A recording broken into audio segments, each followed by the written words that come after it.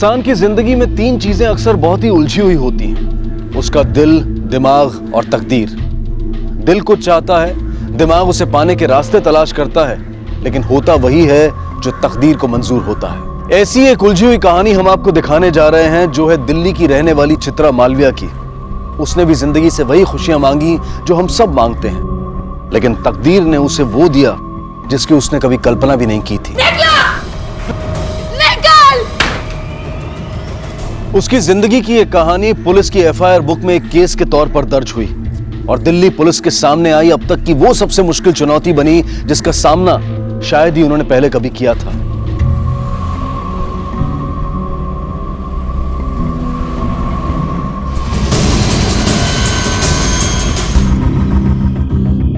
चित्रा, अब हम तो तुम्हारे साथ हैं और अपना मुन्ना भी।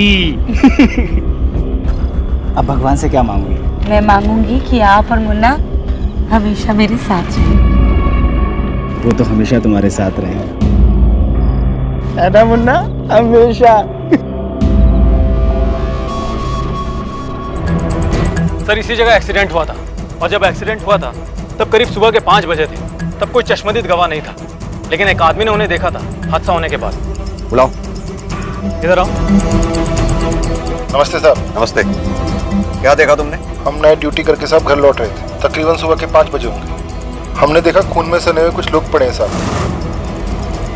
तो हमने 100 नंबर पे कॉल कर दिया। और कोई गाड़ी देखी? नहीं साहब।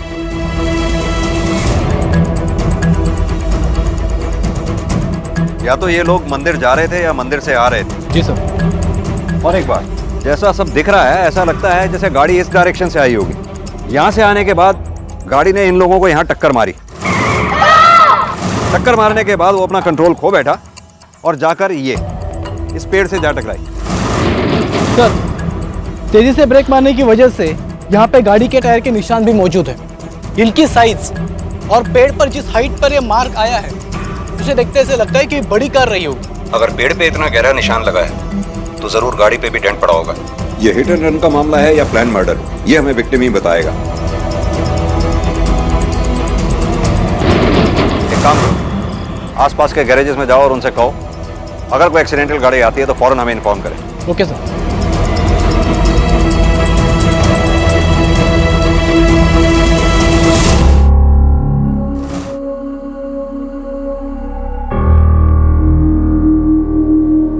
मेरा पति। अरे क्या कर रही हैं आप? आपको उठने की परमिशन नहीं है। बताइए ना, वो लोग ठीक है ना? हम आपके पति को नहीं बचा पाए।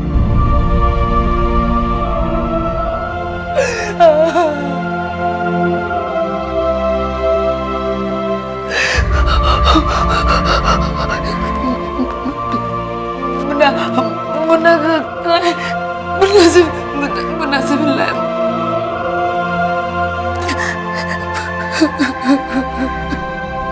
एक लापरवाह ड्राइवर एक महिला और उसके पूरे परिवार को अपनी गाड़ी की पहियों के नीचे कुचलकर भाग गया था। इस हादसे में उस महिला के पति की मौत मौके पर ही हो गई थी और उसका मासूम बच्चा अब भी खतरे से बाहर नहीं था। उसी रात एक और घटना घटी जिसमें दिल्ली जयपुर हाईवे पर एक व्यक्ति की चाकुओं से गोदकर हत्या कर दी गई। अलग इलाकों में घटी थी और घटनाओं की वजह भी अलग थी, लेकिन फिर भी ये दोनों एक दूसरे से जुड़ी हुई थी।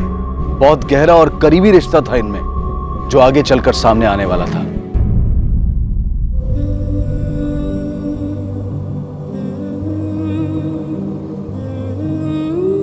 इसे काफी गहरी चोट लगी है।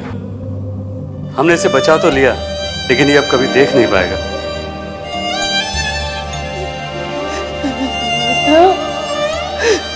मुन्ना, मुन्ना, मुन्ना, मुन्ना।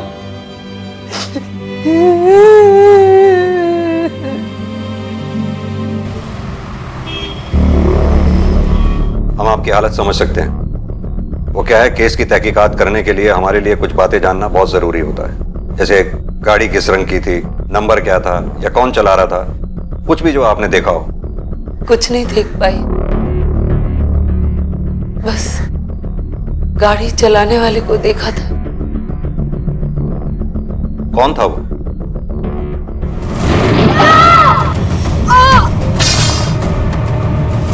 डॉक्टर पारिक। हमारे मोहल्ले के पास उसका दवाखाना है, द्वारका, सेक्टर नंबर 23।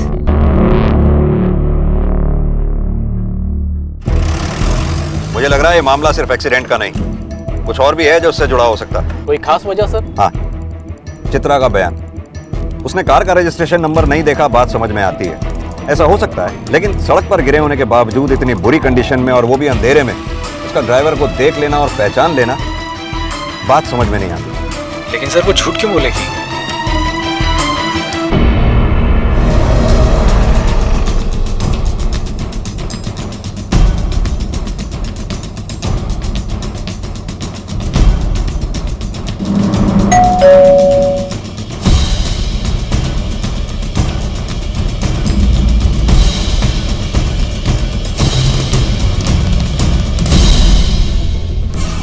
कल से घर नहीं लौटे हैं, कहाँ है मालूम नहीं। आपके फादर कल से घर नहीं लौटे हैं और आपने उन्हें ढूंढने की या पुलिस की मदद लेने की कोई जरूरत नहीं समझी।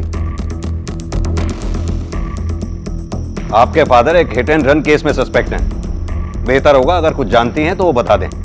सर मैंने बोला ना आपको, हमें कुछ नहीं मालूम है कहाँ गए वो। मैडम आपके हाथ में चोट कैसे लगी?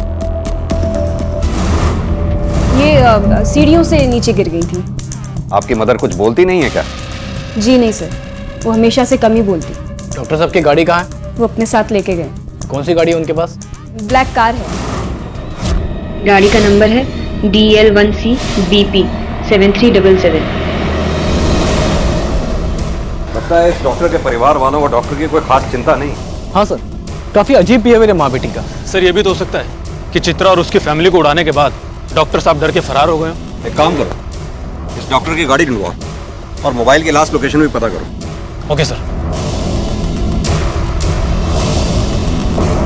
सर डॉक्टर और उनकी कार क्लिनिक पर भी नहीं है। उनका कंपाउंडर बता रहा था 22 मई शाम को 6 बजे डॉक्टर क्लिनिक से निकले थे कुछ पेशेंट्स को देखने के लिए, तब से वो लौटे नहीं। सर डॉक्टर पारिक की कॉल लोकेशन के हिसाब से वो 22 मई को शाम को 7 से 8:30 बजे के बीच गुरुग्राम में थे। वहां पर उन्होंने किसी पेशेंट को विजिट किया था। फिर उसके बाद अपने घर द्वारका जाने के बजाय वो दिल्ली जयपुर हाईवे की तरफ चले गए। उनके फोन की लास्ट लोकेशन भी इसी हाईवे की है। 22 मई को शाम 9 बजे से उनका फोन स्विच ऑफ है, जो अब तक ऑन नहीं हुआ है।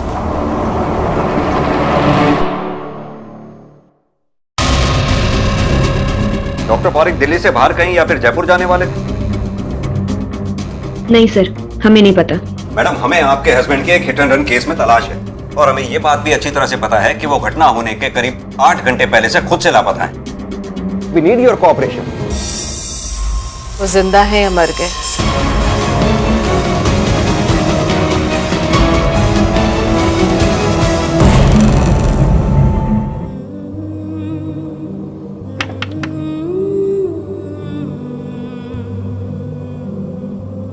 आखिर खाई गई ना मेरे बेटे को तू, और मेरे पोते को अंधा कर दिया। जो हुआ उसमें मेरी गलती है?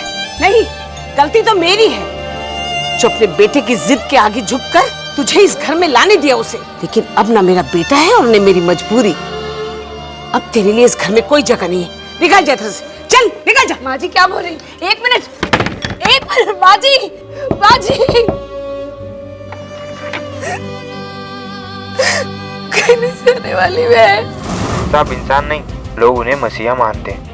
गरीबों का तो पूरा इलाज मुफ्त में क्या करते हैं, वो कभी किसी से एक पैसा नहीं लिया। उनके ऐसा बढ़िया आदमी बहुत मुश्किल से मिलता है इस जमाने में। लोगों का ये कहना है कि वो बहुत अच्छे इंसान थे। अगर इतने ही अच्छे आदमी थे तो अपनी गाड़ी के नीचे आए उन लोगों को हॉस्पिटल में दाखिल कराते, ऐसे सड़क पर मरने के लिए छोड़कर भागते नहीं। लेकिन इस डॉक्टर पारिक की फैमिली का भी कुछ समझ में नहीं आ रहा है। लगभग 40 घंटे हो गए उन्हें गायब हुए। ना तो उनकी पत्नी को कुछ फर्क पड़ रहा है, ना ही उनकी बेटी को। सर इसी हाईवे पर 1 किलोमीटर चलने के बाद रोड से थोड़ा अंदर जाकर डॉक्टर साहब का फोन स्विच ऑफ हुआ था।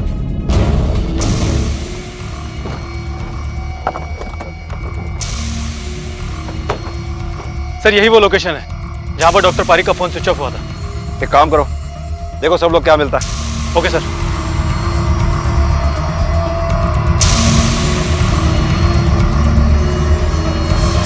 सर यहां पर एक लाश है, देखिए।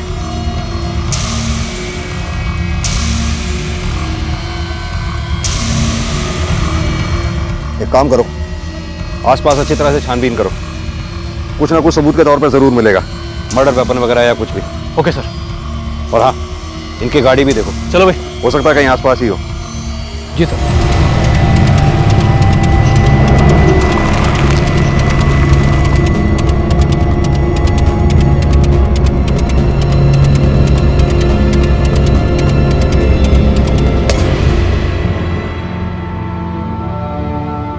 हाँ पंडित जी। हाँ नहीं, वो बेटे का श्राद्ध करना है ना, तो उसलिए मैंने। तू? ये मेरे पति का घर है और इसके पिता का। आप हमें यहाँ से नहीं निकाल सकती। और निकाल दिया तो क्या करोगी? हाँ, मुझे भी ऐसे ही मार दोगी जैसे रमेश को मार दिया? आप बार बार वही चीज क्यों दोहरा रही हैं? आपसे कितनी बार कहा है कि वो एक हादसा था, उसमें मेरी कोई गलती नहीं है। हटिए, हटिए। आप हमें नहीं निकाल सकती, हमारा घर है ये। सर, पोस्टमार्टम रिपोर्ट के हिसाब से इनकी मौत 22 मई को रात को 11 बजे के करीब हुई है। यानी क्लिनिक से निकलने वाली रात में? Yes sir.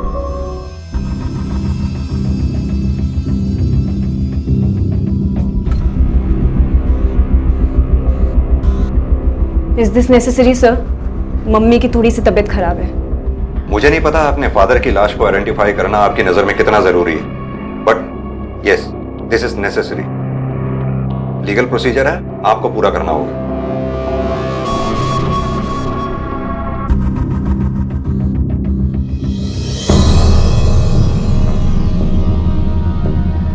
जी हाँ सर, यही है डॉक्टर मनोज पारेख।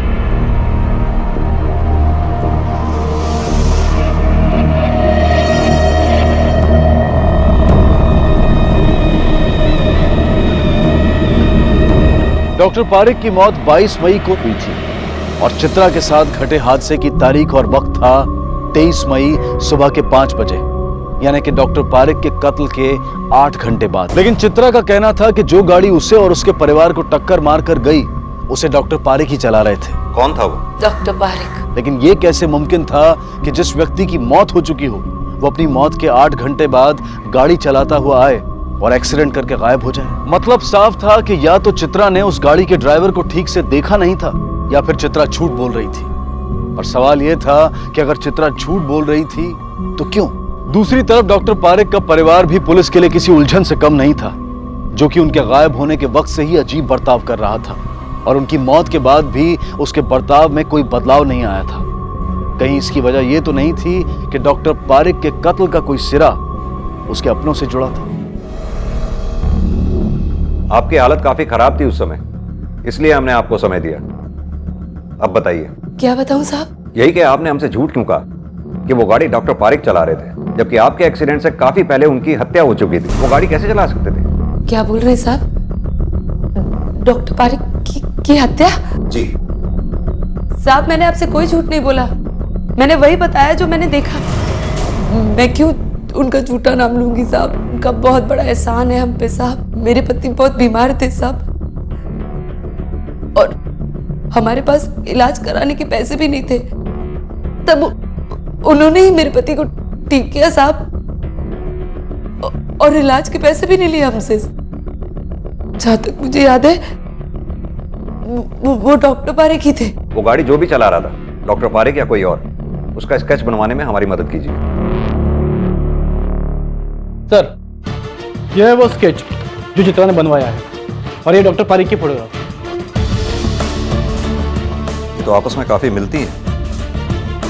विवेक, इस केस में दो बातें हो सकती हैं। एक तो उस गाड़ी चलाने वाले की शक्ल डॉक्टर पारेख से बहुत ज्यादा मिलती हो, या फिर ये चित्रा हमें बेवकूफ बना रही है। एक काम करो, ये चित्रा की हिस्ट्री निकालो, देखो इसमें डॉक्टर पारेख कहां कहां दिखाई देता है, और साथ ही मृणाल और कंचन की कुंडली भी निकलवाओ। उसे डॉक्टर पारेख की कुंडली से मैच करा के देखो कि इनकी कुंडली में प्रॉब्लम है क्या। Okay sir.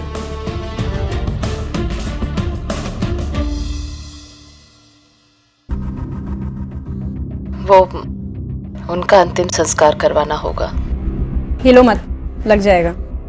अच्छे से होना चाहिए सब कुछ, कोई कमी नहीं रहनी चाहिए। जो भी है आखिर है तो। मैंने कहा ना, हाथ मत हिलाओ, लग जाएगी आपको। मैं जानती हूँ तू ये सब क्यों कह रही है, पर अब तो वो इस दुनिया में भी नहीं है। मॉम, मुझे उनके बारे में कोई बात नहीं करनी है। वो भले ही आपके लिए और दुनिया वालों के लिए मर गए हों, लेकिन मेरे लिए वो अभी भी जिंदा हैं। मर के भी मेरा पीछा नहीं छोड़ेंगे वो।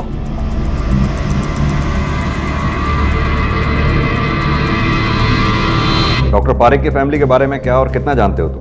सर 2 लोग और हैं उनकी फैमिली में, एक उनकी बेटी, एक उनकी वाइफ, बस इतना ही जानता हूँ। डॉक्टर साहब अपनी फैमिली के बारे में ज्यादा बात नहीं किया करते थे और ना ही वो लोग कभी यहाँ आते थे। कब से काम कर रहे हो डॉक्टर साहब के यहाँ? सर करीब 10 सालों से।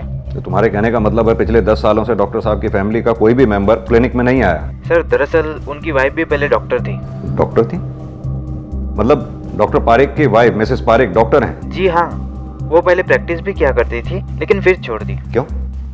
सर ये नहीं पता, लेकिन उनका खुद का भी कोई ट्रीटमेंट चल रहा है बहुत सालों से। सर लोग तो ये भी कहते हैं कि वो थोड़ी सी हिली हुई है, शायद इस वजह से प्रैक्टिस छोड़ दी हो। और उनकी बेटी? सर जहाँ तक मुझे पता है वो हिसाब से डॉक्टर साहब और उनकी बेटी के बीच में ज्यादा नहीं बनती थी। पिछले 1 साल से उनकी बेटी अलग ही रहती थी। वो मैडम से मिलने रोज आती थी घर, लेकिन डॉक्टर साहब उनके सामने भी आ जाए तब भी वो उनसे बात नहीं करती थी।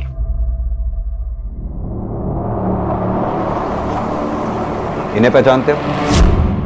हाँ सर, ये चित्रा वो रमेश है।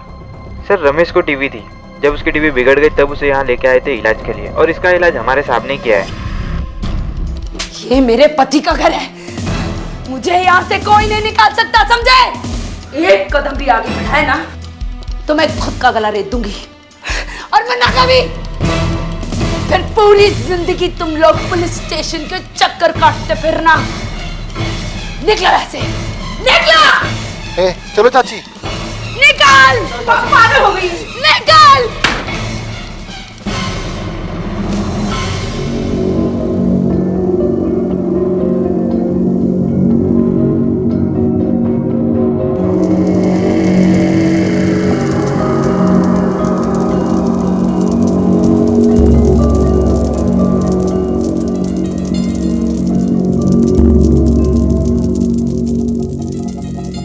एक बात पूछूं? कहीं तूने तो नहीं मरवाया अपने पापा को?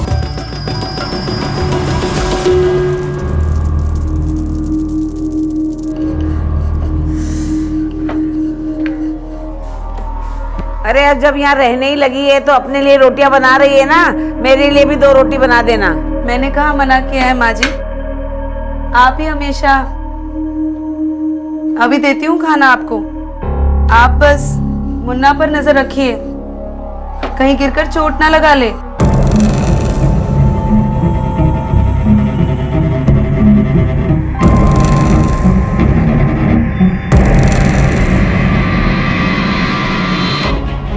हमें पता चला है पिछले 1 साल से आप इस घर में नहीं रहती हैं, और घर छोड़ने की वजह थी आपके फादर।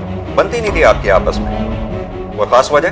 दुनिया में हर एक की आपस में बने ऐसा जरूरी तो नहीं है ना। हर एक में और बाप बेटी के रिश्ते में फर्क होता है मिस कंचन। मेरी और उनकी थिंकिंग मैच नहीं होती थी। और आप मिसेस पारिक, किस चीज का इलाज चल रहा है आपका? डिप्रेशन का? अपने डॉक्टर का नाम बता सकती हैं आप? डॉक्टर सुषमा सक्सेना।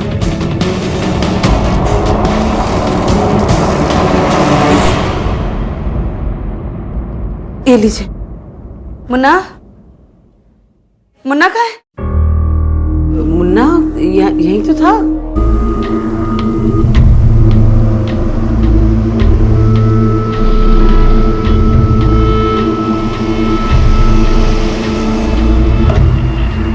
मुन्ना!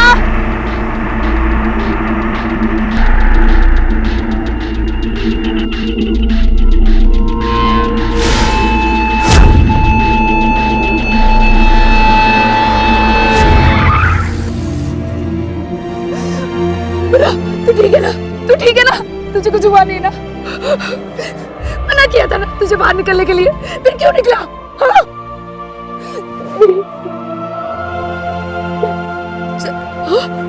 घर चल। What? मिसेस पारिक पिछले 8 साल से डिप्रेशन का शिकार हैं। जी हाँ। हमने मिसेस पारिक के लेफ्ट हैंड की कलाई पे पट्टी बंदी देखी थी। पूछने पर उनकी बेटी कंचन ने बताया कि वो सीढ़ियों से गिर गई थी, लेकिन जी नहीं, ऐसा कुछ नहीं हुआ था। अपनी कलाई मृणाल ने खुद काटी थी, और अपनी जान लेने के लिए ऐसा वो पहले भी कई बार कर चुकी है, वो भी अलग अलग तरीकों से। लेकिन क्यों? एक्चुअली इसकी शुरुआत तब हुई जब उसे अचानक से अपनी प्रैक्टिस छोड़नी पड़ी। प्रैक्टिस छोड़ने की कोई खास वजह? एक्चुअली शुरुआत में जब भी मैं उसकी बॉडी पर अलग अलग चोटों के निशान या जले हुए का निशान देखती और उससे पूछती तो हमेशा उसका एक ही जवाब होता कि मैं खुद ही खुद को चोट पहुंचा रही हूँ। उसकी बेटी और उसके हस्बैंड भी यही कहते थे, पर पता नहीं क्यों मुझे उनकी बातों पर विश्वास नहीं होता था। ऐसा लगता था कि सब लोग झूठ बोल रहे हैं, बात कुछ और है। डॉक्टर पारेख की पत्नी मृणाल सीवियर डिप्रेशन का शिकार थी और अपनी बेटी से भी उनकी कुछ खास नहीं बनती थी। पर क्या इस बात का डॉक्टर पारेख की हत्या से कोई संबंध था? चित्रा के साथ हुआ हादसा और डॉक्टर पारेख की हत्या, ये दोनों घटनाएं एक दूसरे से जुड़ी हुई दिखाई दे रही थीं, लेकिन ये जुड़ाव बहुत ही उलझाने वाला था।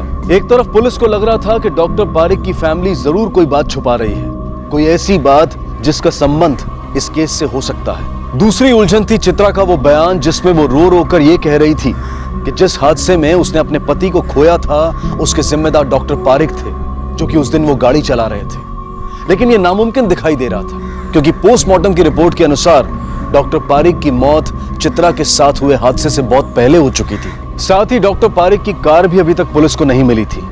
तो कोई तो एक कड़ी थी जो इन दोनों पहेलियों को एक दूसरे से जोड़ती थी, लेकिन अब तक मिसिंग थी। रमेश और चित्रा, उनके बीच के रिश्ते कैसे थे? बहुत प्यार करते थे दोनों एक दूसरे से। चित्रा तो बहुत ख्याल रखती थी रमेश भाई जी का। साहब जी, रमेश की माँ रमेश के ब्याह के खिलाफ थी, पर रमेश अड़ गया। रमेश तो फिर शादी करके ही माना। बेचारा रमेश पिस जाता था बुरी तरह। कभी कभी जब उसकी लिमिट क्रॉस हो जाती थी तो आ जाता था बैठ के पीने के लिए। साहब उसको घर की टेंशन बहुत थी। साहब जी, वो उसके जान के पीछे पड़ी रहती सी, कहती सी मेरे बेटे नू मार दिता। इतना ही नहीं साहब जी, ओनू अपने पौधे दे नाल भी प्यार दी सी।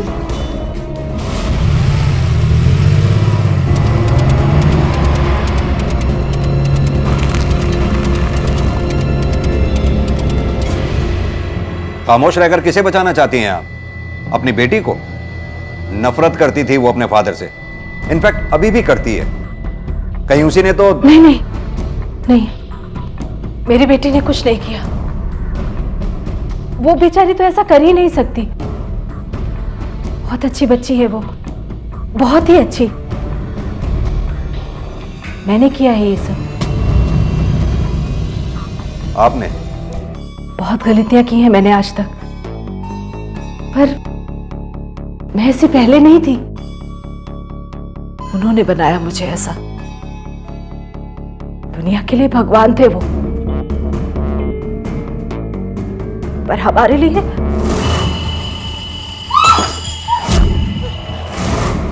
बस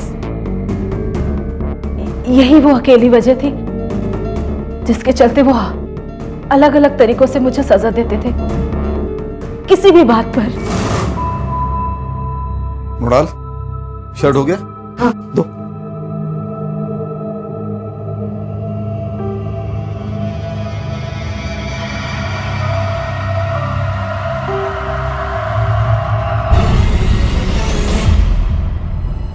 मृणाल, जी? ये क्या? ये मैं दूसरी दे। तुम्हें ठीक से आयन करना भी नहीं आता? ये दूसरी ले लीजिए। मैं हमेशा यही सोचती थी कि कहीं मुझसे कोई गलती ना हो जाए जिसके चलते मनोज को बहाना मिल जाए और फिर वो मुझे। धीरे धीरे मैं कंफ्यूज्ड रहने लगी। अपने किए हुए हर काम के लिए, अपने लिए हुए डिसीजन पर, अपनी किसी भी चीज पर यकीन नहीं रहा मुझे।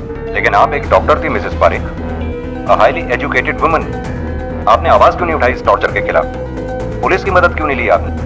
अपनी बेटी के लिए, आखिर मुझे उसे भी बचाना था। उसके साथ भी पूरी उम्र गुजार दी साहब। कितनी माएं देखी, कितने बच्चे जने, मैं नहीं पहचान सकूंगी? 6 महीने से ज्यादा हो गया था मेरा बेटा टीबी के चलते अपनी बीवी से अलग सोता था। लेकिन एक दिन मैंने देखा कि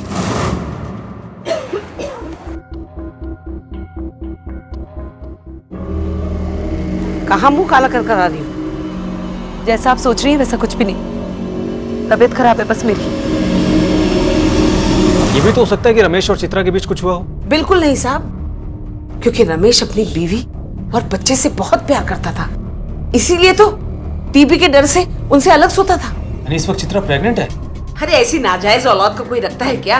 गिरवा लिया होगा बच्चे को। लेकिन इन सब बातों को तुम्हारे पास कोई सबूत नहीं है, और ये भी तो हो सकता है ये सब तुम्हारी कोई गलतफहमी हो। मैं मान लेती अगर मैंने उस दिन उसे छुप छुप कर एक आदमी से मिलते हुए नहीं देखा होता तो। कौन था वो? मैं नहीं जानती कौन था, लेकिन उसका यार ही होगा ना, और कौन होगा? ये था। अरे नहीं, ये तो हमारे डॉक्टर साहब है जो हमारे रमेश का इलाज कर रहे थे। वो आदमी तो हमारे रमेश की उम्र का ही था और आता भी मोटरसाइकिल पर था।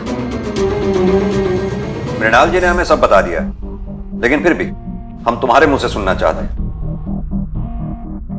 अगर मॉम की हालत ऐसी ना होती ना तो मैं कब का मर चुकी होती या फिर कहीं भाग गई होती। कि मॉम की मेंटल कंडीशन के चलते मेरा उनके साथ रहना हर वक्त जरूरी था, रात में भी और दिन में भी।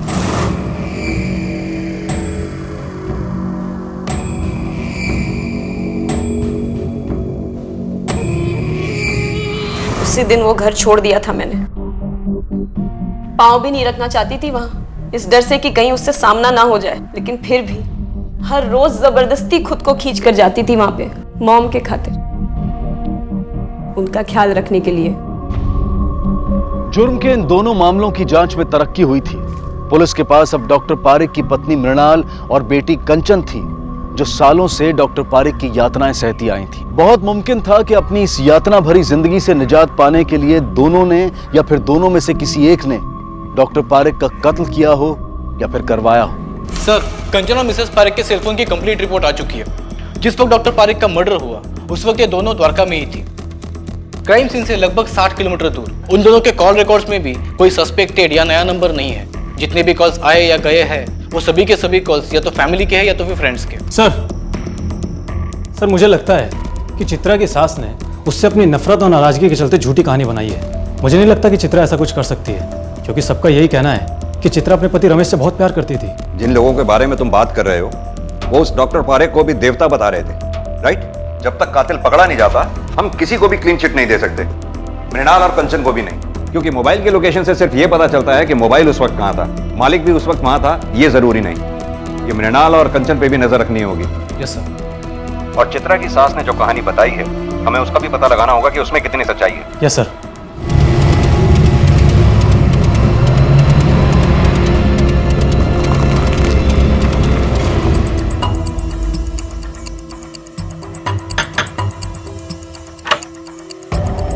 देवराज। हाँ लेके चलो उसे। साहब, चल। मैंने कुछ नहीं किया साहब। चलिए बताओ, चित्रा को कैसे और कितना जानता है? क्लिनिक की नर्स ने हमें सब कुछ बता दिया। मुझे नहीं पता चित्रा और देवराज के बीच में अफेयर था या नहीं, लेकिन नो डाउट काफी क्लोज थे दोनों। वो भी आती थी वहाँ अपने पति का इलाज कराने, बस इसीलिए बातचीत होती थी। अगर आपको लग रहा है कि कुछ ऐसा वैसा था हमारे बीच, तो वैसा कुछ नहीं था। मेरी बीवी जानती थी उसे, बातें भी होती थी दोनों में। आप चाहिए तो पूछ सकते हो साहब। इस देवराज के कॉल रिकॉर्ड्स आए कि नहीं अब तक? अभी तक नहीं सर। जल्दी से मंगवाओ। Okay sir. हर चीज के दो पहलू होते हैं, यानी दो सिरे।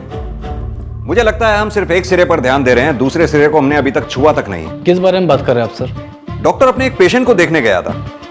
8:30 बजे उस पेशेंट के घर से निकलने के बाद डॉक्टर को अपने घर जाना चाहिए था। वो अपने घर जाने की बजाय गया दिल्ली जयपुर हाईवे पर, जहां करीब 11 बजे के करीब उसकी हत्या हो गई। ऐसा क्या हुआ होगा जो उस डॉक्टर को उस पेशेंट के घर से निकलने के बाद अपने घर जाने की बजाय दिल्ली जयपुर हाईवे पर जाना पड़ा हो? हमें इसका पता लगाना होगा। वह तो सर ਜਦੋਂ ਦਾ ਮੇਰਾ ਟ੍ਰੀਟਮੈਂਟ ਇੱਥੇ ਚੱਲ ਰਿਹਾ ਹੈ, ਤਕਰੀਬਨ ਡਾਕਟਰ ਸਾਹਿਬ 10 ਦਿਨ ਬਾਅਦ ਆਉਂਦੇ ਸੀ ਰੂਟੀਨ ਚੈੱਕਅਪ ਵਾਸਤੇ, ਤੇ ਵੈਸੇ ਹੀ ਉਸ ਦਿਨ ਵੀ ਆਏ। ਉਹਨਾਂ ਨੇ ਮੇਰਾ ਚੈੱਕਅਪ ਕੀਤਾ ਤੇ कुछ दवाइयाँ लिखियाँ ते चले गए। उस दिन डॉक्टर साहब के इस दरवाजे से अंदर आने से लेकर बाहर जाने तक के वक्त को फिर से याद कीजिए। अभी आपने जो कुछ भी मुझे बताया, उस दौरान कुछ अलग से नोटिस किया हो आपने? मसलन उन्होंने किसी को फ़ोन किया हो या किसी का फ़ोन उन्हें आया हो, या वो बहुत खुश नज़र आ रहे हो या बहुत गुस्से में हो, कुछ भी जो ऐसा नोटिस किया हो आपने? हाँ, वो उस दिन कुछ नाराज लग रहे थे, कुछ बड़बड़ कर रहे सी, किसी को गालियाँ दे रहे सी। मैं उन्होंने पूछा पर उन्होंने कोई जवाब नहीं दिता। हाँ, एक गल होर सर, वो जो इत्थों गए ना, उन्हों का मूड बिल्कुल फ्रैश सीगा। डॉक्टर पारिक की फैमिली के अलावा जितने लोगों से भी हमने बातें की हैं, सबका यही कहना है कि उन्होंने कभी भी डॉक्टर पारिक को ऊंची आवाज में बात करते हुए नहीं सुना। और सर डॉक्टर पारिक के कॉल रिकॉर्ड के हिसाब से डॉक्टर पारिक को उस दौरान कोई कॉल आई या गई भी नहीं थी। एक मिनट, इस पार्किंग वाले से पूछते हैं, हो सकता है इसने कुछ देखा हो। जी सर। आओ। भाई कब से कह रहा हूँ गड्डी जाके उधर लगाना। अरे क्या हो गया? ले भाई ले, लगा दे तू, थोड़ी जल्दी है। अरे हमारे पास कौन सा टाइम है यार, पैसे ले ले ले भाई, पैसे ले। एक मिनट, इसको पहचानते हो? देखा है कभी? साहब जी रोज इतनी गड्डियां आती है, इतने बंदे आते हैं, कहाँ किसी की शक्ल याद रहती है। मुझे याद नहीं कौन है ये। ठीक है, ये हैं तुम्हारे और देवराज के बीच हुई बातचीत के कॉल रिकॉर्ड्स। तो क्या हुआ साहब, जान पहचान थी इसलिए बातें तो होती थी, इसका मतलब ये तो नहीं कि हम दोनों के बीच कुछ चल रहा था साहब। इस बात पे हमें कोई शक नहीं, तुम दोनों के एक दूसरे को किए गए कॉल भी ठीक ठाक ही हैं, 2-3 दिन में एक कॉल। लेकिन ये क्या है, ये हमारी समझ में नहीं आया। अपने एक्सीडेंट के बाद हॉस्पिटल से डिस्चार्ज लेकर 40 और 3 कुल मिलाकर 43 कॉल किए थे चित्रा ने तुझे, तूने एक का भी जवाब नहीं दिया। क्यों क्यों किए तुमने इतने कॉल्स देवराज को, जब तुम्हारी जान पहचान मामूली थी और वो तुम्हारे कॉल्स पिक भी नहीं कर रहा था? ऐसी क्या बेचैनी थी जो तुम इसे कॉल पे कॉल किए जा रही थी?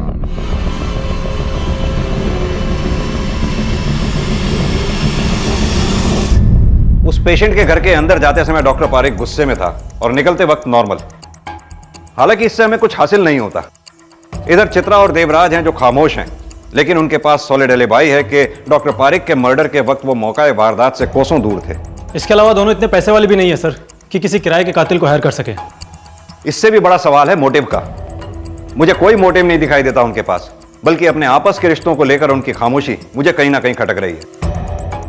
लग रहा है जैसे इस खामोशी का मकसद बदनामी का डर नहीं बल्कि कुछ और भी है। शायद इस डॉक्टर पारिक का पूरा सच अभी हमारे सामने आया ही नहीं है, कुछ है जो हमसे छूट रहा है। एक काम करो राकेश, डॉक्टर पारिक के क्लिनिक से उसके सभी पेशेंट्स की लिस्ट निकलवाओ, सबसे बात करो। Okay sir.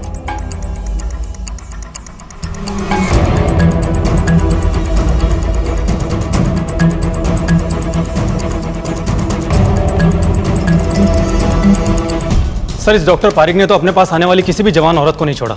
सभी गरीब तबके के लोग हैं, इसीलिए किसी ने आवाज भी नहीं उठाई। और सर इसके अलावा किसी को अपने बच्चे का इलाज करवाना था या किसी को अपनी माँ का, तो सबका वही हाल है। हाँ ये सच है, अपने इलाज के लिए एक भी पैसा बचा नहीं था मेरे पास। डॉक्टर पारिक ने मुझसे इलाज का पैसे ना लेने का वादा किया था, क्योंकि बदले में उसे कुछ और चाहिए था। और कोई रास्ता मेरे पास नहीं बचा था साहब। अगर मैं रमेश का इलाज नहीं करवाती तो वो मर जाते। डॉक्टर पारिक उनका इलाज बिना पैसे लिए करने को तैयार थे, और उस दिन उन्होंने मुझे अपने क्लिनिक में बुलाया।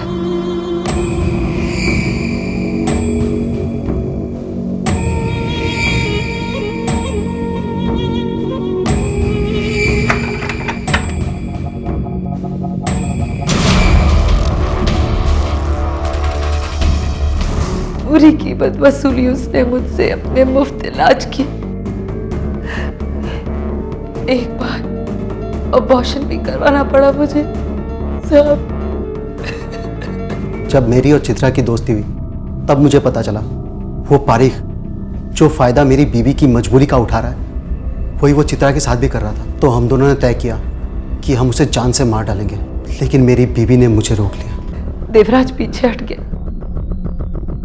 मेरी समझ में नहीं आ रहा था कि मैं क्या करूं, कैसे उस पारिक को सजा दूं।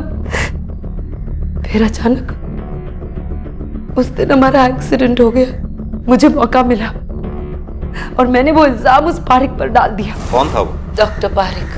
सोचा मार नहीं पाई तो क्या हुआ, पूरी जिंदगी अगर वो जेल के पीछे सड़ेगा तो शांति मिलेगी मेरे मन को।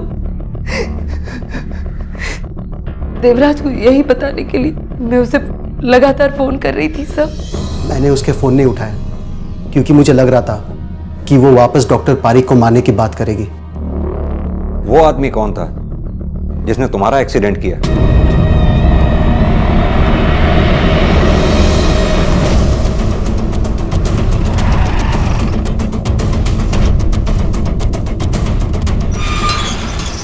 उठाओ इसे। देखो जरा ये गाड़ी का मालिक कौन है, लेके आओ उसे।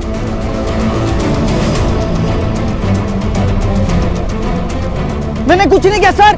सर मेरी बात तो सुनो, सर मेरी बात तो सुनो, मैंने कुछ नहीं किया, मैं बोल रहा हूँ। Listen to me sir please. डालो इसे गाड़ी में। सर प्लीज मुझे कुछ, मैंने कुछ नहीं किया सर, मुझे क्यों डाल रहे हो अंदर? Sir sir please listen to me sir, मैंने कुछ नहीं किया है।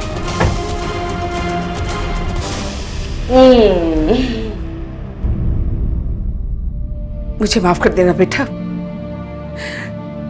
मेरे बेटे के इलाज के लिए तूने क्या क्या नहीं किया और मैंने कितना गलत किया तेरे साथ, माफ कर देना मुझे।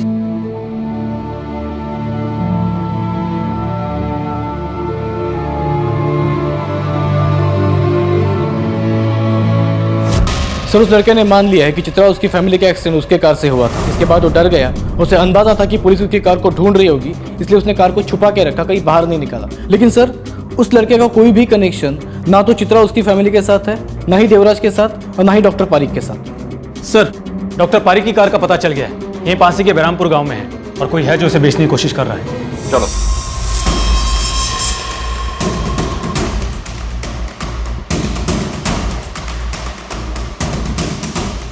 आजा। चल चल चल, डालो गाड़ी में, डालो गाड़ी में, गाड़ी में डाल, देख पकड़।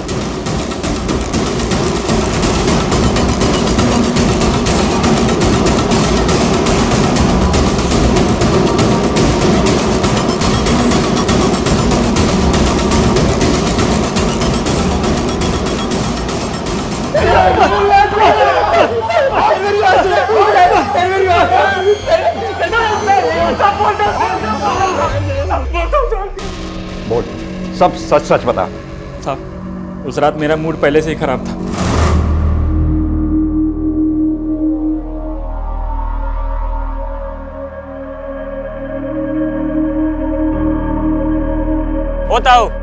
होता हो पैसे दिए बगैर जा रहे हो यार, हैं?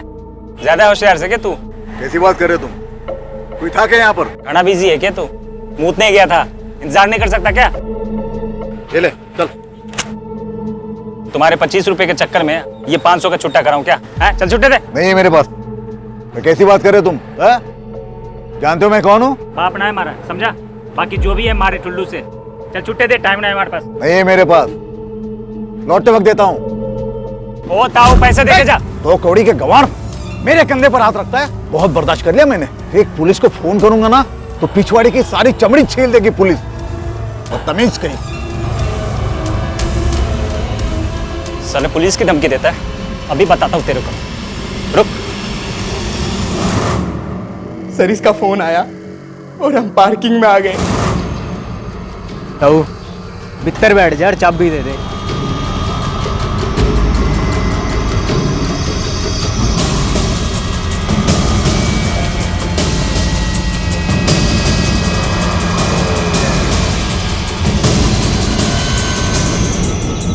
हमारे से पंगे लेगा तू? क्या बोल रहा था? पुलिस को बुलाएगा ना? हैं?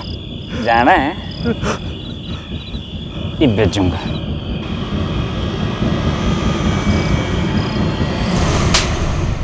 मूड खराब था, इतनी छोटी सी बात पर एक आदमी की जिंदगी छीन ली तुम लोगों ने। सड़ो जिंदगी भर यहां आप तुम लोग, तब जाके तुम्हें जिंदगी की कीमत पता चलेगी। व्यवसायिक जीवन में अपनी असफलता और पत्नी की सफलता से कुंठित होकर डॉक्टर पारिक ने जो अपनी पत्नी और बेटी के साथ किया, उसे देखकर रोंगटे खड़े हो जाते हैं। दूसरी तरफ डॉक्टर पारिक के हाथों शोषण का शिकार हुई चित्रा ने भी अपने गुस्से को अपनी समझ पर हावी होने दिया और कानून का दरवाजा खटखटाने की बजाय खुद इंसाफ करने निकल पड़ी। इसके अलावा चित्रा की सास, डॉक्टर पारिक की पत्नी डॉक्टर मृणाल और बेटी कंचन, ये सभी किसी न किसी नकारात्मक भावना के शिकार हुए। अगर चित्रा की सास ने उस पर शक करने की बजाय उसे समझकर उसका साथ दिया होता तो चित्रा ने डॉक्टर पारिक की गंदी नीयत के सामने अपने घुटने टेकने की बजाय जिंदगी से लड़ने और अपने पति को बचाने का कोई दूसरा रास्ता ढूंढा होता।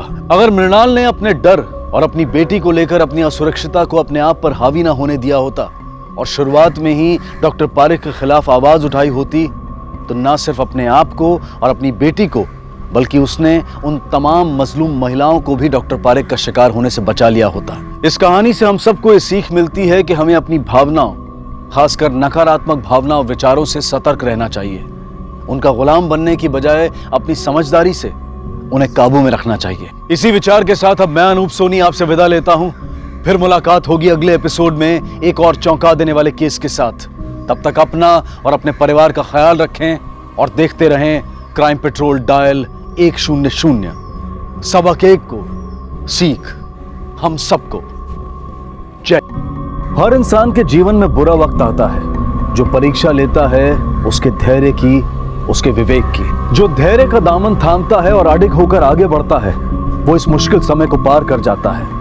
और जो इस मुश्किल समय में कमजोर पड़ जाता है वो अक्सर गलत रास्तों से होता हुआ जुर्म की तरफ बढ़ता है, जिसके बाद वो न सिर्फ अपने लिए बल्कि कई अनजान लोगों के लिए भी एक अभिशाप साबित होता है। आज का क्राइम पेट्रोल डायल 100 का ये केस एक ऐसी कहानी बयां करता है जहां कुछ लोगों ने गलत रास्ते को आसान समझकर पहले एक अपराध किया और फिर उस अपराध को जीने का जरिया ही बना लिया। लेकिन उनकी गलती का खामियाजा बहुत से बेगुनाहों को भरना पड़ा।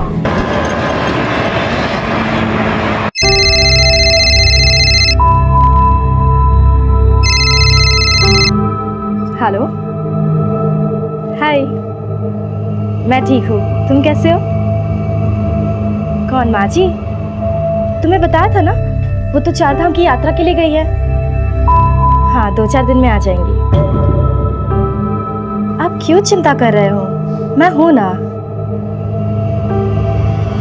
बहू की तरह नहीं, बेटी की तरह ध्यान रख रही हूं उनका।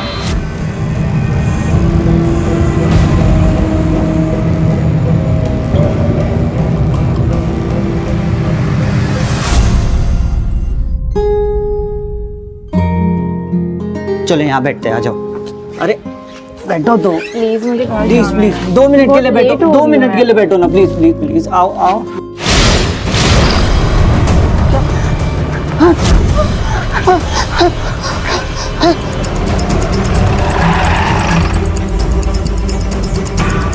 सर, लड़की की उम्र लगभग 20-25 साल के बीच की होगी।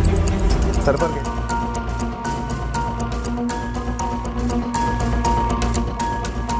सर यही है गाड़ी, अंदर चेक करो।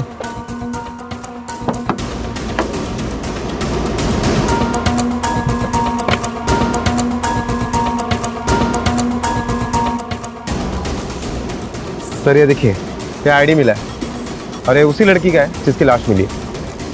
डॉक्टर प्रिया राजे, उसके घर वालों को खबर करो।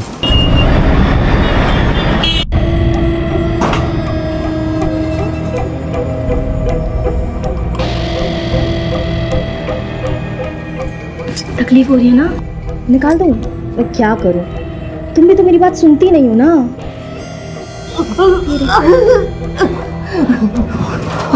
आराम से। अच्छा ये देखो, मैं ये पेपर्स लाई हूँ, इसमें ना चुपचाप साइन कर दो, ठीक है?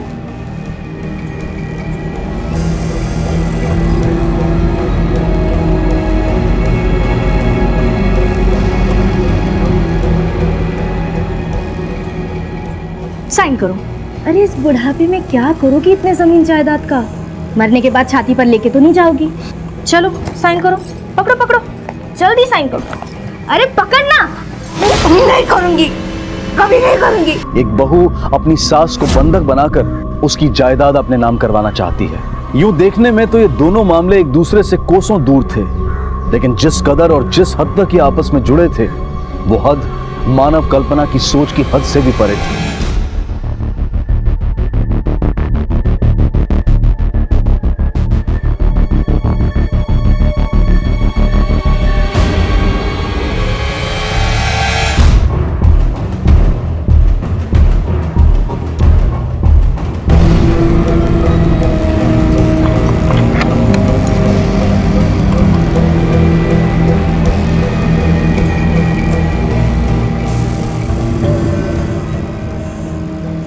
भूख लगी होगी ना?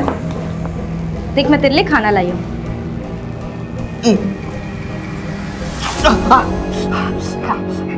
ये ना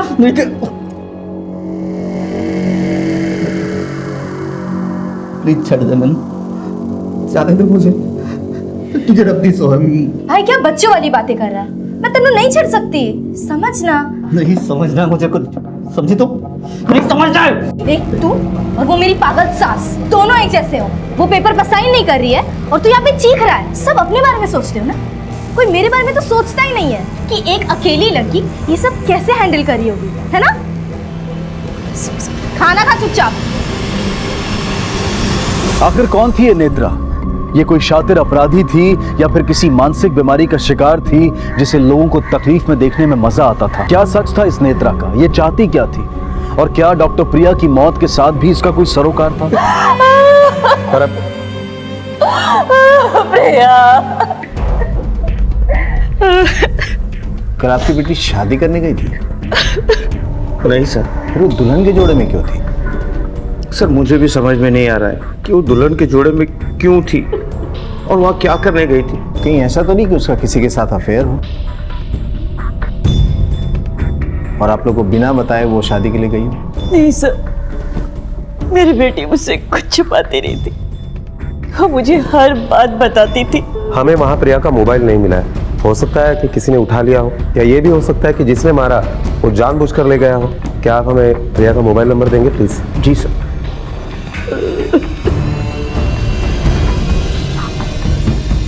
अरे साहब, यहाँ तो सब लड़के लड़कियाँ गलत काम करने ही आते, पर कल मैंने पहली बार किसी लड़की को दुल्हन के वेश में देखा था। कोई आया था उसके साथ?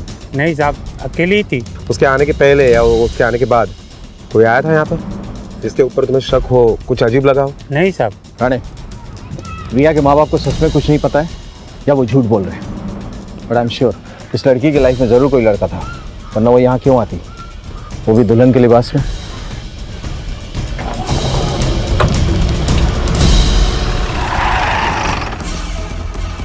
सर, प्रिया की पोस्टमार्टम रिपोर्ट आ गई है और इस रिपोर्ट के मुताबिक प्रिया की मौत 11 मार्च को सुबह 11 बजे से 1 बजे के बीच में हुई। प्रिया के साथ कोई शारीरिक अत्याचार या बलात्कार नहीं हुआ था। राणे, इसका मतलब हो सकता है ये हमला अचानक हुआ उस पर, उसे अपने आप को बचाने का मौका ही ना मिला।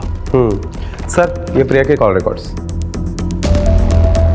उसका मोबाइल का लास्ट लोकेशन कत्ल की जगह है और 11:20 में लास्ट कॉल आया था इसको। किसका नंबर है ये? सर, ये नंबर किसी डॉक्टर रघु आकर्षक के नाम पर रजिस्टर्ड है और इस नंबर से प्रिया को तकरीबन रोज फोन आता भी था और प्रिया के मोबाइल से इस नंबर पर फोन किया भी जाता था।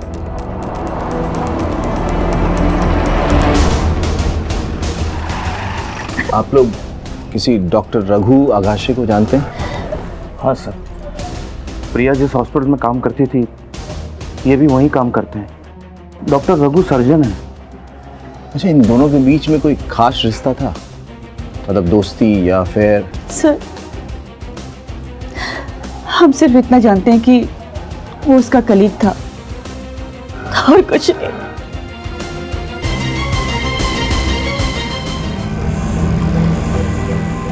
ये देखो, आज के अखबार में तुम्हारी राशि में क्या लिखा है? पानी से बच के रहना। पर क्यों? अच्छा, हर साल हजारों लोगों की मौत बाथरूम में फिसलकर खोपड़ी फूट जाने से हो जाती है ना?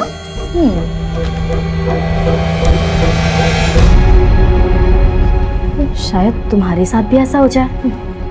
काफी आसान मौत होगी ना ऐसे, किसी को पता नहीं चलेगा। अगर मैं तुम्हारी खोपड़ी फोड़ के तुम्हें मार के बाथरूम में डाल दूं तो किसी को पता नहीं चलेगा ना, तुम्हारे बेटे को भी नहीं। वैसे तुम्हारे पास एक रास्ता है, अगर मैंने दिए हुए पेपर्स पे तुम साइन कर दो तो मैं तुम्हें बख्श दूंगी। डील?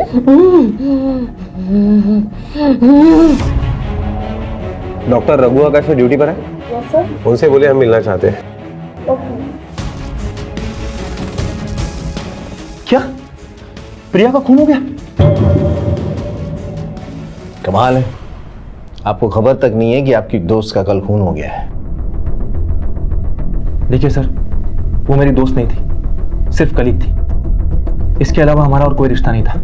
रिश्ता तो तब होता ना सर जब दोनों की आपस में बनती, झगड़ा ही चलता रहता था। एक दिन डॉक्टर प्रिया ने डॉक्टर रघु को बहुत बुरी तरह झाड़ा था कि सुधर जाओ। सर, मैं मानता हूँ कि हमारा झगड़ा हुआ था और क्योंकि गलती मेरी थी इसलिए मैंने उससे माफी भी मांग ली थी। सर, उसके बाद सब कुछ नॉर्मल हो गया था। ऊपर से तो सबको नॉर्मल लग रहा था, लेकिन अंदर की बात क्या थी वो हम नहीं जानते। लेकिन अफवाह सुनी थी कि डॉक्टर रघु ने डॉक्टर प्रिया को प्रपोज किया था और डॉक्टर प्रिया ने उन्हें रिजेक्ट कर दिया था। सर मैंने उसे प्रपोज किया था क्योंकि मैं उसे बहुत पसंद करता था, लेकिन जब उसने मुझे मना कर दिया तो मैंने भी बात को वहीं खत्म कर दिया। बात को खत्म कर दिया या प्रिया को ही खत्म कर दिया?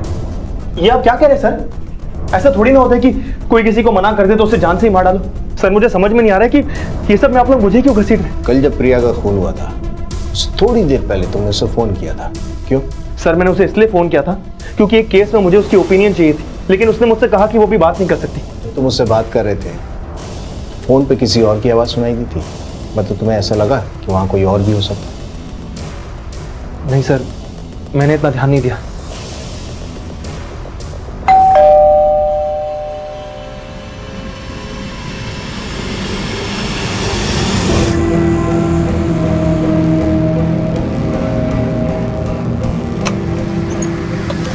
नेत्रा, मुझे दही चाहिए था, है क्या?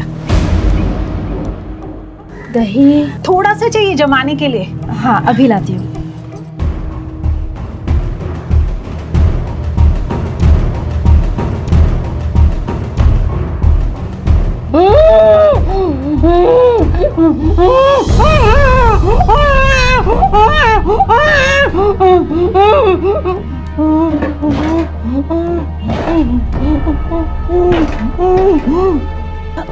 अगर नेत्रा, ये अंदर से आवाज कैसी आ रही है? जैसे वो खिड़की खुली रह जाती है ना, तो कभी कभी बिल्ली आ जाती है, बहुत परेशान करती है। अभी निकालती है उसे। हाँ। मौसी कब आ रही है तीरथ से वापस? अगले हफ्ते। अब उन्हें पैसे तो दे दिए थे ना तूने? हाँ, प्रसाद के। हाँ हाँ, दे दिए ना। अच्छा सुन, वो आएंगे ना तो प्रसाद देना मत भूलना। नहीं भूलूंगी।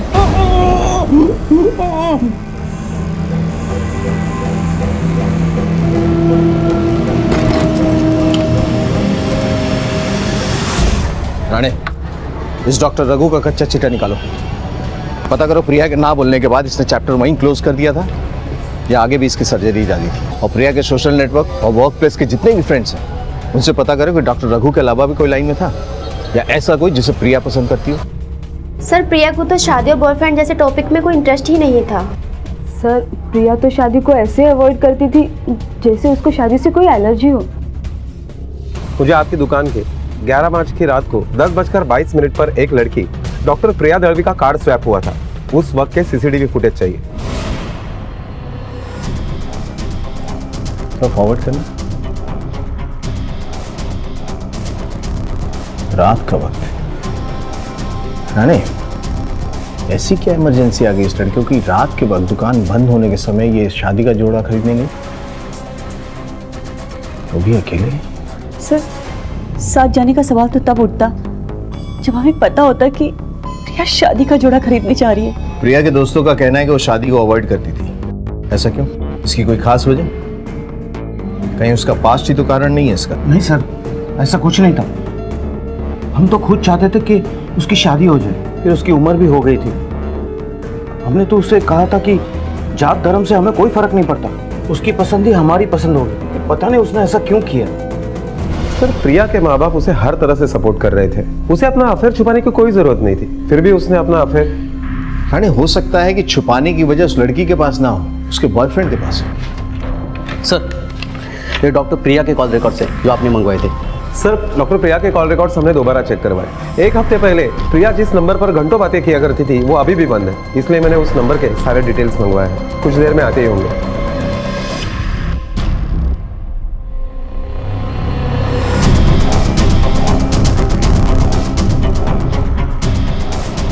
सर, वो नंबर ये मोहन मंत्री के नाम पर रजिस्टर्ड है। सिम कार्ड एप्लीकेशन फॉर्म पर ये जो फोटो लगाई है उसके ऊपर स्टैंप और सिग्नेचर के वजह से फोटो साफ नहीं दिखाई दे रही, इसलिए हमने ये स्केच बनवा लिया ताकि हर जगह डिस्ट्रीब्यूट भी कर सके और पहचान के लिए दिखा भी सके।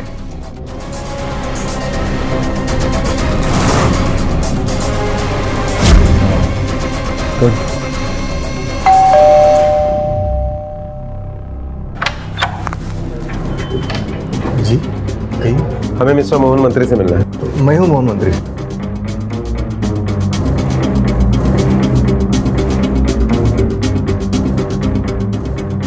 सर, मैंने इस आदमी को पहले कभी देखा नहीं, पता नहीं इसने क्यों और कैसे मेरा नाम और एड्रेस प्रूफ यूज किया। मतलब इसने आपके डॉक्यूमेंट्स पे ये नंबर लिया है?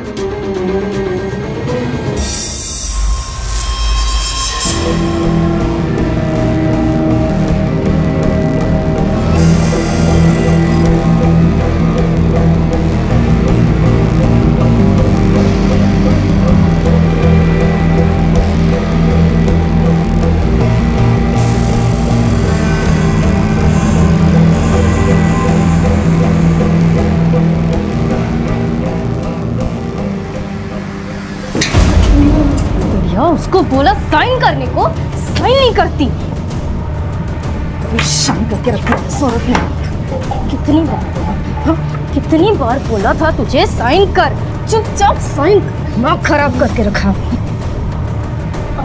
सर ये नंबर मोहन मंत्री के 2015 के इलेक्ट्रिक बिल का एड्रेस प्रूफ देकर लिया गया है। पर इस आदमी को ये बिल मिला कैसे होगा? सर ज्यादातर सोसाइटी में इलेक्ट्रिक बिल सोसाइटी के लेटर बॉक्स में ड्रॉप किए जाते हैं, शायद इस आदमी ने वहीं से उठा लिया हो। फिर तो बिल्डिंग के सीसीटीवी फुटेज में दिख जाएगा। सर मैंने फुटेज मंगवाया था, लेकिन सोसाइटी के सेक्रेटरी का कहना है कि इतना पुराना फुटेज अवेलेबल ही नहीं है। सर इस आदमी को ढूंढने के लिए हमें कोई और रास्ता ढूंढना पड़ेगा। लेकिन क्या? राणे कहीं ऐसा तो नहीं कि ये लड़की किसी फ्रॉड के चक्कर में पड़ गई हो? मतलब जो इस तरह की लड़कियों को झांसा देता हो, फंसाता हो। सर प्रिया जैसी पढ़ी लिखी लड़की ऐसे झांसों में कैसे आ सकती है? और प्रिया को रिश्तों की तो कुछ कमी नहीं थी, तो ये उस तक पहुंचा कैसे? राणे अक्सर लोग प्यार में अंधे हो जाते हैं, और प्यार में अंधा होना ये पढ़ाई लिखाई समझदारी से ऊपर की चीज़ है। चलो ये एंगल भी टटोल के देखते हैं, शायद हमें कुछ मिले। नेत्रा प्लीज प्लीज चढ़ दे मुझे। याद कर मम्मी पापा के गुजरने के बाद मैंने तेरा ध्यान रखा है। मैंने बड़े प्राण की तरह नहीं, पापा की तरह ध्यान रखा है ना तुम्हारा। हाँ मैंने तुम्हें पाल पोस के बड़ा किया है, और तुम मेरे साथ ऐसा कैसे कर सकती है? हाँ अरे बड़ा प्राउड तेरा मैं। अरे आदमी मैं तुझसे बहुत प्यार करता हूँ। बिल्कुल चुप। पोस कर बड़ा किया है, इसका मतलब मुझ पे कोई एहसान नहीं किया है, ठीक है? और मैंने भी ना तेरे लिए बहुत कुछ किया, तो एहसान बराबर। नहीं छोड़ने की बात तो वो तो होने से रहा। तू उस प्रिया के पास वापस नहीं जा सकता, अगर चाहे तब भी नहीं। क्या किया तूने प्रिया के साथ? बता मुझे, क्या किया तूने प्रिया को? भाई उससे कुछ करने की जरूरत ही नहीं है, क्योंकि मेरी प्रॉब्लम वो नहीं है, तू है तू।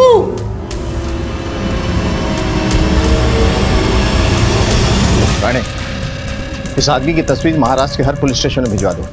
अगर ये कौन मैन है तो हमें कोई ना कोई लीड जरूर मिलेगा। और मोहन मंत्री के नाम से जो इसने नंबर लिया है उसकी रिकॉर्ड में जितने भी नंबर है सबको चेक करो, कहीं ना कहीं हमें कोई सुराग मिलेगा। और इसका स्केच मोहन मंत्री के बिल्डिंग और आसपास के एरिया में दिखाओ। अगर बिल इसने वहाँ से चुराया है तो हो सकता है वो वहीं कहीं रहता हो या किसी ने देखा हो। Okay sir.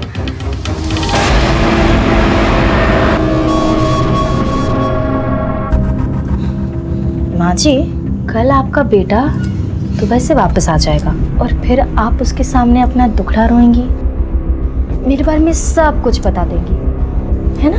फिर ये सब सुन के वो तो मुझे घर से बाहर निकाल देगा ना। अब आप बताओ मैं अकेली कहाँ जाऊंगी? आप तो बहुत जी चुकी हो ना, तो मैं घर से बाहर निकलूं? उससे अच्छा तो आप इस दुनिया से निकल जाओ। माँ जी अब मेरे लिए इतना तो कर ही सकते हो ना। मैं ये करना तो नहीं चाहती, बहुत दुख हो रहा है, मैं क्या करूं? सॉरी।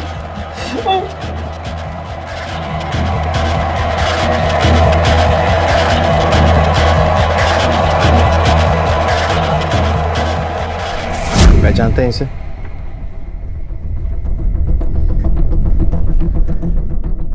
शायद जानती हूँ इसे। क्या नाम था इसका? नाम तो फिलहाल हमारे पास भी नहीं है, सिर्फ चेहरा है इसका। ये कहीं वही आदमी तो नहीं है? वही कौन? कैसे जानती हैं आप इसे? कहाँ मिली थी?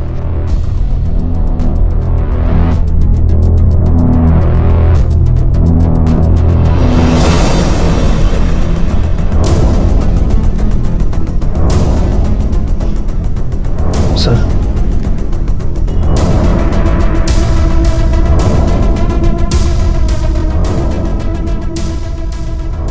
सर पिछले साल हम प्रिया की शादी के लिए लड़का ढूंढ रहे थे, तब हमने उसका प्रोफाइल बहुत सारी मैट्रिमोनियल वेबसाइट में डाला। ये लड़का भी हमें वहीं मिला। हमें इसका प्रोफाइल अच्छा लगा, हमने बात आगे बढ़ाई, ये मिलने भी आया था।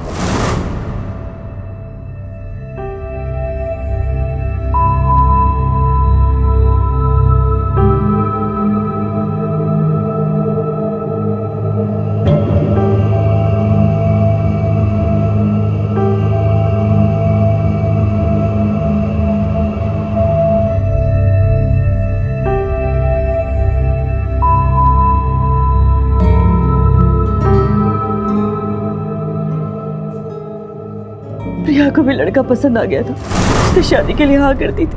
हम तो खुश हो गए थे कि वो शादी के लिए मान गई है। फिर अचानक 2 महीने बाद पता नहीं क्या हुआ, उसने कहा कि वो शादी नहीं करेगी। आपने वजह जाने की कोशिश नहीं की? बहुत कोशिश की, पर जब भी बात छेड़ते थे तो गुस्सा हो जाती थी, पता ही नहीं चला क्या हुआ। राणे, इस वेबसाइट वाले ऑफिस में कांटेक्ट करो, उस कंप्यूटर का आईपी एड्रेस पता करो जहां से ये अकाउंट ऑपरेट करता था। Okay sir.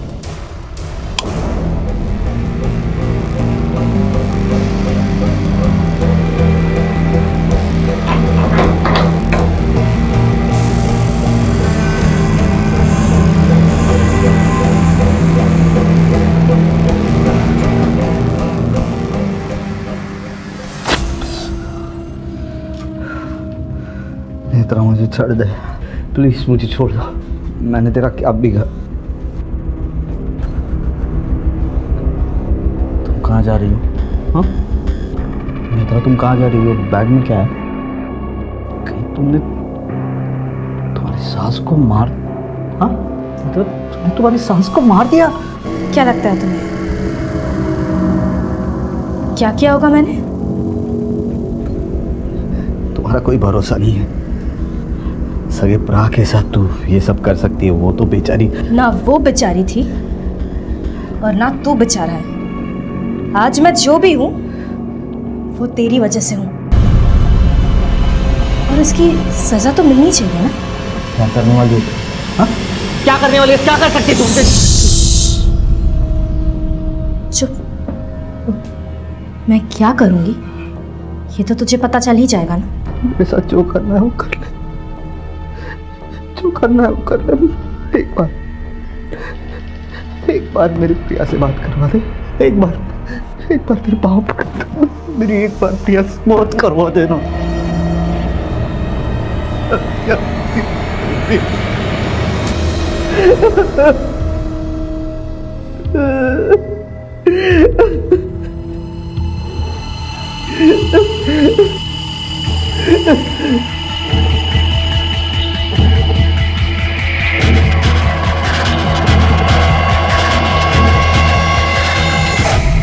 बस बस बस बस।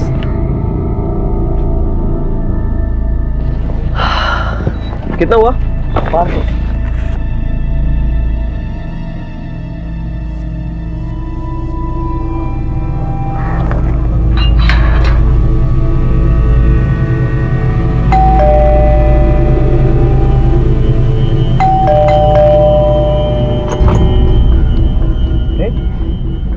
घर पर कोई नहीं है क्या? नेत्रा को तो पता था मैं आने वाला हूँ, तो घर लॉक करके कहाँ चले गए लोग? माँ भी नहीं है।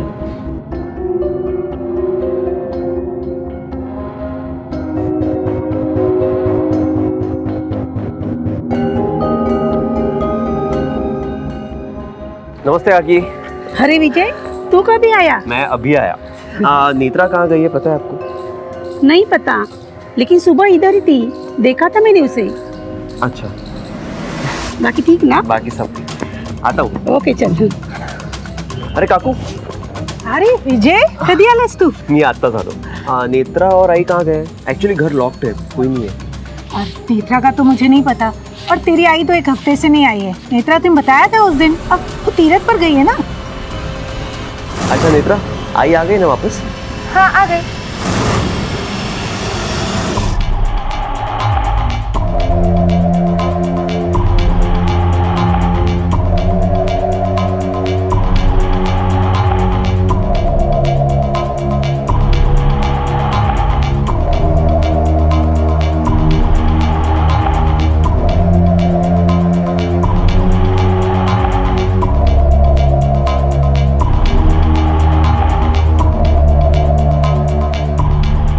आई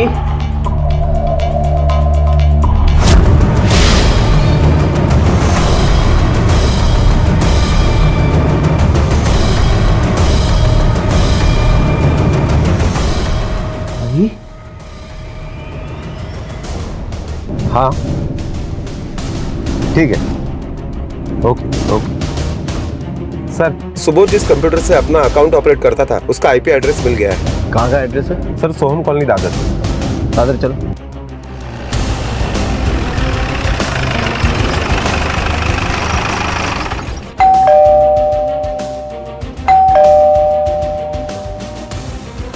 इसे पहचानती है? ये तो मेरे पति है सुबोध।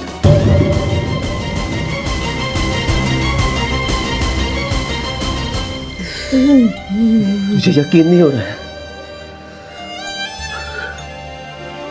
नेत्रा ने बड़ा तो जब आइकोनी में से खूब हाल के ले रही, मुझे इतना मारा पीटा, आज कितने दिनों से घर में बंद करके रखा था उसने। आई रडू नकोस, मी आहे ना, मी आलोय ना, मैं आया हूं ना अभी, प्लीज प्लीज रडू नकोस। तुझी बायको नहीं है, चंडाई रे ती चंडाई। प्रॉपर्टी के पेपर्स के ऊपर साइन चाहती थी वो मेरी, मैंने ना बोल दिया तो मेरी ये हालत की है उसने। लॉकर में से पूरे गहने पैसे लेकर भाग गई है वो। बहुत मारा रे उसने मुझे, बहुत मारा। आई मेरा बेटा आ गया ना अभी। हाँ मैं आ गया।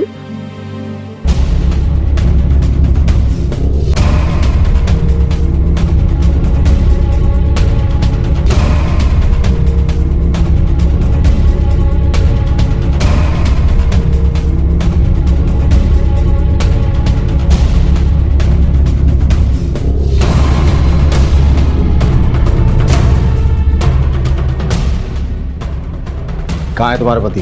साहब वो एक हफ्ते से काम के सिलसिले में बाहर गांव गए हैं। क्या काम करता है? मालूम नहीं साहब, उन्होंने कभी बताया नहीं, लेकिन अक्सर वो गांव और आदिवासी इलाकों में जाते रहते हैं। कई बार तो उनका फ़ोन भी नहीं लगता है। पर आप उनके बारे में क्यों पूछ रहे हैं? इसे पहचानती हो? नहीं साहब, कौन है ये और इसका मेरे पति के साथ क्या लेना देना? कहीं आप? हाँ सर, हाथों से लैपटॉप है जिससे वो अपने मैट्रिमोनियल साइट ऑपरेट करता था। आपको शायद पता नहीं, लेकिन आपका पति बहुरूपिया है। हो ही नहीं सकता साहब, आपको जरूर कोई गलतफहमी। दुआ करो कि तुम्हारी बात सच हो, वरना बहुत बुरी तरीके से फंसने वाला है। सर नेत्रा मुझे एक मैट्रिमोनी साइट पर मिली थी। कुछ मुलाकातों के बाद हम एक दूसरे को पसंद करने लगे और लगा कि सब कुछ ठीक है, इसलिए हमने शादी कर ली। शादी को कितना टाइम हुआ? सर शादी को 7 महीने हुए। एक्चुअली मैं एक डिवोर्सी हूँ, और जब नेत्रा जैसी अनमैरिड सुंदर लड़की मुझे मिली तो मैंने सोचा कि मैं बहुत लकी हूँ। उसकी फैमिली में कौन कौन है? सर उसकी फैमिली में सिर्फ उसका एक भाई है। नाम? उसका नाम है सुबोध। सुबोध? एड्रेस है उसका? हाँ सर, एड्रेस और नंबर दोनों है मेरे पास। सुबोध का एड्रेस और फ़ोन नंबर दोनों नोट करो।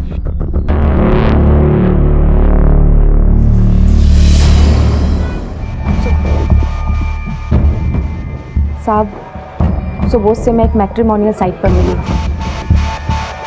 चूँकि मैं एक डिवोर्सी थी, इसलिए हमने बहुत सिंपल तरीके से शादी की। कब हुई थी शादी? 1 साल पहले। सर सुबोध बहुत अच्छा इंसान है, वो फ्रॉड कर ही नहीं सकते। सुबोध की तरफ से यानी उसके फैमिली में से कोई आया था शादी में? जी, सिर्फ उनकी बहन नेत्रा। ये नेत्रा का मोबाइल नंबर या एड्रेस है आपके पास? जी।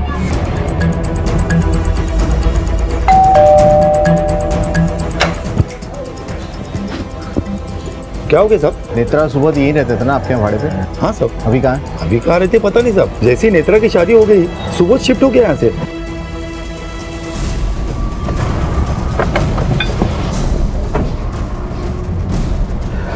यहाँ तो ताला बंद है। राणे तोड़ दो ताला।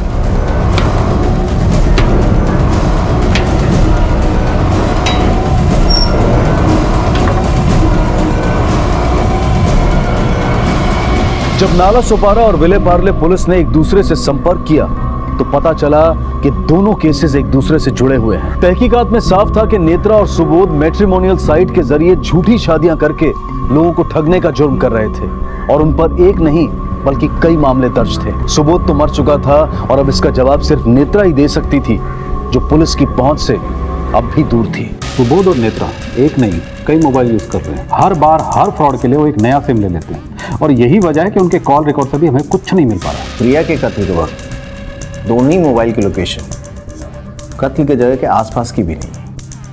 ये भी हो सकता है कि जानबूझकर दोनों मोबाइल कत्ल की जगह से दूर रखे गए। इसका जवाब तो सिर्फ नेत्रा ही दे सकती है।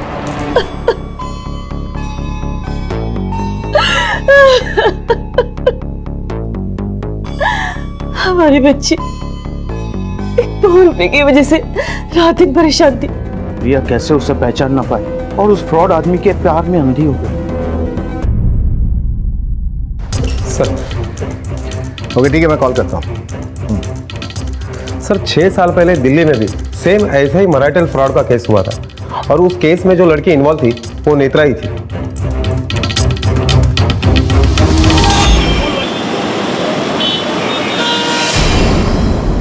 छह साल पहले शादी हुई थी जी, यही थी वो कमीनी। देखिए अरे मेरी तो मत मारी गई थी जो मैं पहचान नहीं सका उस वक्त इसको। आप तो आज बता रहे हो ना, मैं उसको तभी समझ गया था जब ये मेरे बेटे को मार के सारे कैश वैश सारा गहने लेके भाग गई थी। आपने पुलिस कंप्लेंट की थी? हाँ जी पुलिस कंप्लेंट तो की थी हमने, पर उनके हाथ लगी नहीं, पता नहीं कहाँ गायब हो गई थी। क्या नाम था इस लड़की का? ये लड़की का नाम तो चंदा था जी और उसके भाई का नाम राजन था।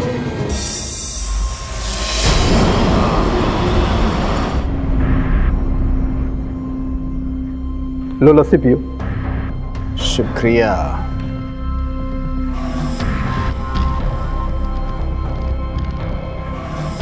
चिड़ा साहब, ये सुबोध और नेत्रा मतलब चंदा और राजन, इनकी हिस्ट्री क्या है? जनाब दोनों भाई बहन बहुत ही शातिर हैं, एक नहीं कई कांड कर चुके हैं। मुंबई तो अब पहुंचे हैं ना, दिल्ली में कई रिकॉर्ड हैं इनके।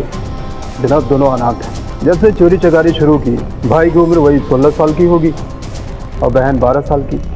शादी के बाद तो दोनों ने लूटने का काम शुरू कर दिया। बहुत चालाक है जनाब, आसानी से हाथ नहीं लगेंगे। ठग, बहरूपिये, ये लोग अक्सर एक क्राइम करने के बाद या तो कुछ दिनों तक छिपकर बैठ जाते हैं या फिर शहर बदल देते हैं। और इस केस में भी पुलिस को नेत्रा की पुख्ता खबर मिलने में 3 महीने लग गए। पुलिस को यकीन था कि नेत्रा के मिलने के बाद सुबोध और प्रिया के कत्ल का राज बेपर्दा हो जाएगा, लेकिन ये राज अपने आप में और भी राज छुपाए बैठा था। मंडप से उठ के सीधा कौन है तेरे मन में? वही तो मुझे देखना है कि आप मुझसे कितना प्यार करते हैं। मेरे लिए कोई उटपटांग चीज कर सकते हैं कि नहीं? तुम्हारे लिए तो मैं अपनी जान भी दे सकता हूँ। अब आपकी जान आपकी नहीं, मेरी है, समझे जान?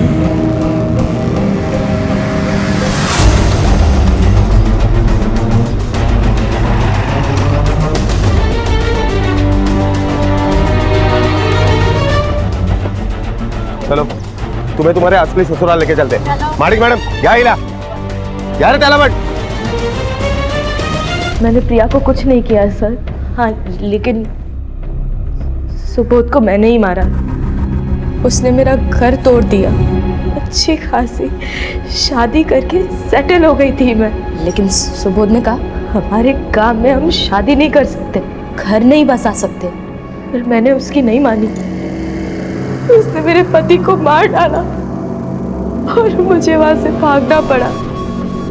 तब से लेके अब तक मैं उसी के इशारों पे नाचती रही। उसने जो कहा मैंने सब किया। फिर जब उसे प्रिया मिली,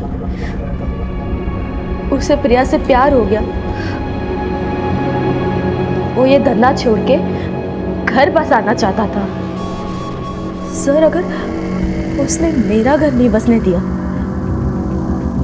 तो मैं उसका घर कैसे बसने देती? छोड़ दे मुझे, छोड़ दे, मैं तड़प रहा हूँ, माफ कर दे मुझे।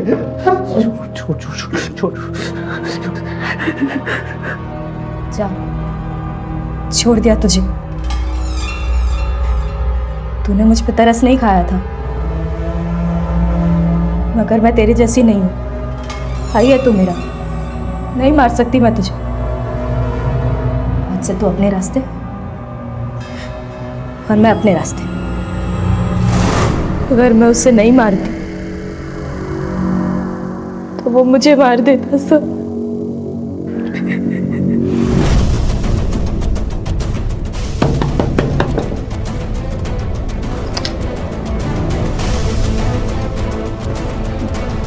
जी चलो खातिरदारी करनी है तुम्हारी। सर आप ये क्या बोल रहे हैं, मेरी कुछ समझ में नहीं आ रहा है। मुझे तो पता भी नहीं था कि सुबोध डॉक्टर प्रिया के साथ। बिना प्रिया को जाने तुमने नेत्रा से कैसे कह दिया कि सुबोध को अकल सिखाए? सर मेरी ऐसी कोई बात नहीं हुई थी। देखो, झूठ बोलने से कोई फायदा नहीं है, क्योंकि नेत्रा ने सब कुछ कबूल कर लिया है। झूठ मैं नहीं बोल रही हूँ, झूठ वो बोल रही है।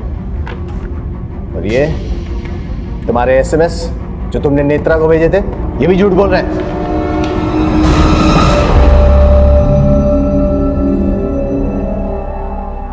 सब सुबोध से शादी करके मैं बहुत खुश थी, उतना लाइफ में कभी नहीं हुई। सुबोध मेरे बच्चे को अपने बाप की तरह प्यार करता था, सब कुछ बहुत अच्छा चल रहा था। लेकिन एक दिन वो डॉक्टर प्रिया हमारी लाइफ में आ गई, सब कुछ धीरे धीरे बदलने लगा। फिर नेत्रा ने भी मेरी मदद करने से इनकार कर दिया। उसके बाद मैंने अपनी शादी खुद बचाने की ठान ली। और एक दिन अभी तो तुम्हें यकीन हो गया होगा कि बच्चा मेरा नहीं है, कल्पना का है। अच्छा प्रिया, गल तो सुन, कल ठीक 11 बजे विलेपाले हाईवे है ना, उसके नज़दीक जो लवर पॉइंट है वहाँ मिलते हैं। उसके बाद हम आर्या समाज जाएंगे और शादी कर लेंगे। अच्छा, शादी का जोड़ा पहन के आना। बाय।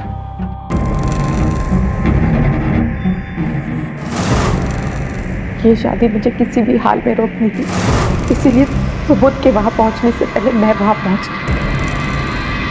प्रिया, हाँ जानती हो ना तुम कि सुबोध शादीशुदा है, हमारा एक बच्चा है, उसके बाद भी तुम। वो सुबोध का बच्चा नहीं, सिर्फ तुम्हारा बच्चा है। और सुबोध तुमसे नहीं, मुझसे प्यार करता है। मैं सुबोध की जिंदगी में किसी और को बर्दाश्त भी नहीं कर सकती, उसका तो मैं कुछ नहीं बिगाड़ सकती, लेकिन तुम्हें। एक आदमी जो किसी के साथ वफादार नहीं था, तुमने कैसे मान लिया कि किसी की जान लेने के बाद वो ईमानदार और शरीफ हो जाएगा? एक धोखेबाज आदमी के चक्कर में दो अच्छे खासे खुशहाल औरतों ने अपनी जिंदगी तबाह कर ली। कल्पना को डॉक्टर प्रिया के कत्ल के लिए और नेत्रा को चोरी और सुबोध के कत्ल के साथ साथ उसके पहले के मामलों के लिए भी गिरफ्तार किया गया है। जब किसी चीज को पाने के लिए अपने आप को सफाई देनी पड़े, कदम आगे बढ़ रहे हों लेकिन अंतरात्मा उन्हें पीछे खींचती रहे, तो समझ जाना चाहिए कि यह रास्ता और यह चाहत गलत हो सकते हैं। इसी विचार के साथ अब मैं अनूप सोनी आपसे विदा लेता हूं। फिर मुलाकात होगी अगले एपिसोड में एक और चौंका देने वाले केस के साथ। तब तक अपना और अपने परिवार का ख्याल रखें और देखते रहें क्राइम पेट्रोल डायल 100। सबक एक को सीख हम सबको। जय हिंद। इस तरह के और भी एपिसोड देखने के लिए हमारे चैनल को सब्सक्राइब करें और बेल आइकन दबाना ना भूलें।